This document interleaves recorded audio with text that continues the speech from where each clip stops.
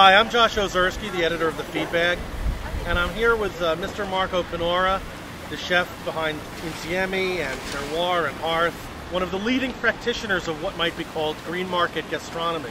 So what are you getting now? When you come now, what do you get now? The big thing is asparagus just started, so we're using a lot of that. Spring garlic, ramps.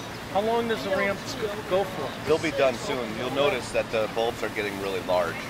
You know, 10 years ago at Greenmarket Tavern, we were getting them for $2 a pound, and now people pay $14 a pound for them. So I think the demand is, ramping up. Ramping up. Nice.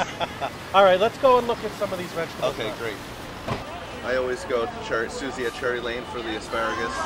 And, one of the beauties, I think, about coming to the Greenmarket and doing this and looking and touching, they're not uniform, which to me is a great thing because you have some big guys, you got some little guys, and it's nice to be able to sort through and use, like we're doing a scallop with morel consomme that's flavored with spring garlic and asparagus, and I'll pick these out for the garnish on that dish. Oh, okay. And the bigger guys will be a garnish on another dish. These cost $8 a bunch. Yeah. How can you afford to sell these in a restaurant when you've got to, have, what is 30% food cost? Yeah, you can't. It's a decision you make. I mean, I could get everything a lot cheaper, but it's not as good. And, oftentimes you can't pass that cost on to the consumer, especially now. So you just say, during these particular months, our food cost goes up. I mean... Well, you must hate it when, you see a restaurant that charges as much as you, and you know that they're just getting it from Cisco. Exactly. And all the difference is going right into their bank account. But, at the end of the day, the hope is that the guests could tell the difference, and they appreciate it enough to want to come back to your restaurant. And hopefully that's why some places will get through these times and some places won't. All right, well, let's get some ramps. Excellent. We'll go over to Rick Bishop. All right. Mountain Sweet Berry Farm. He's the man. Right. His stuff is so nice. But look how large this is now. See the bulb? Yeah, yeah. It's usually like in the beginning, the whole thing is like that. Is it better when it's little or better when it's big? That's up for discussion. I guess it depends on what you're doing with it. Like we do a chilled soup with asparagus at Hearth, and I like them when they get bigger because it adds more to the soup. Right. But if you're gonna just grill them or roast them, I kind of like them when they're smaller. I think they're more pungent. We also take this and wrap the tenderloin of lamb in it. But then you grill the tenderloin with this around it, and it kind of infuses some of that rampy goodness into the meat.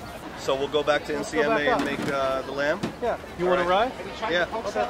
The title of it on the menu is Lamb in Voltini. This is loin. Yeah. We cut it, butterfly it open, and make it long and flat. We make a filling with ramp and morel and some more processed lamb meat. And then this whole thing gets jelly rolled, like so. And then wrapped in caul fat. Okay. And then roasted and sliced, and you'll see it later how it has the pinwheel. Right. And then the tenderloins we wrap with the blanched leaves of the ramp. Yeah. And then this just gets simply grilled. Right. And this chars and flavors the meat inside. It's like a duo. You get two different things. Well, you get three because we put lamb sausage inside of the morels. And then on the tenderloin, we just put a little bit of pickled ramp, just to add a little acidity to the dish because there's a lot of richness going on, you know what I mean? Right. It's nice to kind of have a little balance. The path from Greenmarket to my stomach. All right, so I got the great ramp. This is also from the leaf. Yep. This is the puree, so we got 3 different things here with ramps. No, yep. 4. And pickle, actually. Pickle ramps. So there's 4 different kinds of ramps and the lamb. That's so beautiful. It's like a lamby flavor, spice. It's vivid, it's acid. They're popping out.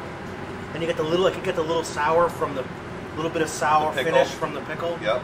Thank you for cooking this stuff every night. My pleasure. I'm Josh Ozerski, and this is The Feedbag.